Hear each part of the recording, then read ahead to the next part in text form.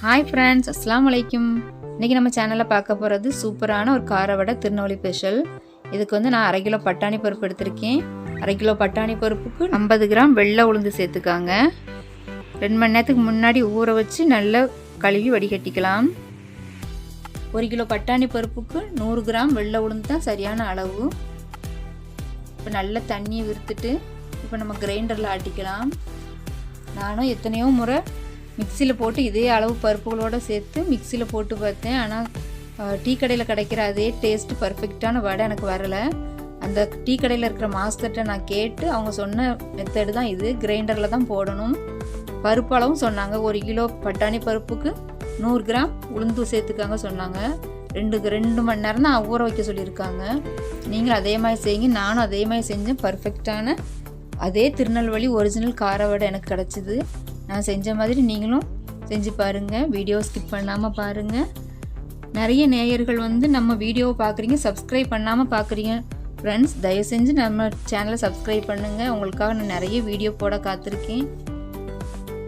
இந்த மாதிரி தண்ணி இல்லாமல் கொஞ்சமாக கைகளால் தண்ணி தெளிச்சிக்காங்க. எனக்கு ஒரு 1/2 டம்ளர் தண்ணி தான் தேவைப்பட்டது. ரொம்ப நைஸாகவும் அரைக்க வேண்டாம், அதை மாதிரி பருப்பு முழுசாகவும் கிடக்க வேண்டாம். கொரகொரப்பாக இருந்தால் போதும்.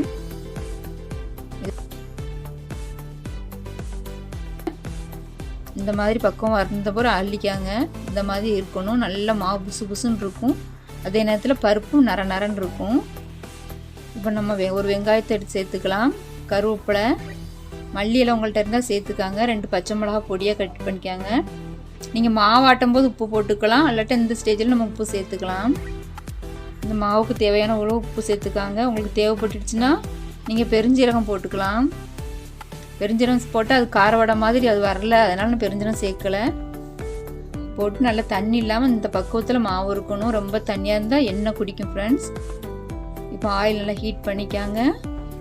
மாவு நம்ம போட்ட உடனே மாவு புஷ்ஷுன்னு மேலே வந்துடணும். அதுதான் சரியான பக்குவத்தில் நம்ம அரைச்சிருக்கோன்னு அர்த்தம். மாவு வடை வந்து மேலே நல்லா போட்டோடனே மேலே வந்துடுச்சு பாருங்கள். இது சரியான பக்குவத்தில் ஊறி சரியான பக்குவத்தில் அரைச்சிருக்கேன். நீங்களும் இதே மாதிரி செய்யுங்க. அடுப்பை கொஞ்சம் சிம்மிலே வச்சுக்காங்க. பரட்டி போட்டுக்கலாம். நல்ல டார்க் கோல்டன் ப்ரௌன் கலர் வந்தோடனே நம்ம எடுத்துக்கலாம். இந்த வீடியோ பார்க்குற வியூஸ்க்கு அன்பான வேண்டுகோள், நம்மளோட சேனலை கண்டிப்பாக சப்ஸ்கிரைப் பண்ணுங்கள். பக்கத்தில் இருக்கிற பெல் ஐக்கானே கிளிக் பண்ணிக்காங்க. அவ்வளோதான், நம்மளோட சூப்பரான திருநெல்வேலி ஸ்பெஷல் கார வடை தயார். இதுக்கு நம்ம தேங்காய் சட்னியோடு சர்வ் பண்ணிக்கலாம். உள்ள மேலே நல்லா கிறிஸ்பாக இருக்கும், உள்ளே நல்லா இருக்கும், சாஃப்டாக இருக்கும். 1 கப் டீயோடு சாயந்தர நேரம் இது சூடாக பரிமாறுங்க. செம்ம டேஸ்ட்டாக இருக்கும் ஃப்ரெண்ட்ஸ். நீங்களும் இதை மாதிரி செஞ்சு பார்த்துட்டு எப்படி இருக்குன்னு சொல்லுங்கள். இந்த வீடியோ பிடிச்சிருந்துச்சுன்னா லைக் பண்ணுங்கள், ஷேர் பண்ணுங்கள், சப்ஸ்கிரைப் பண்ணுங்கள். பக்கத்தில் இருக்கிற பெல் ஐக்கானையும் கிளிக் பண்ணுங்கள். உங்கள் ஃப்ரெண்ட்ஸ்க்கெலாம் ஷேர் பண்ணுங்கள் ஃப்ரெண்ட்ஸ். Take care.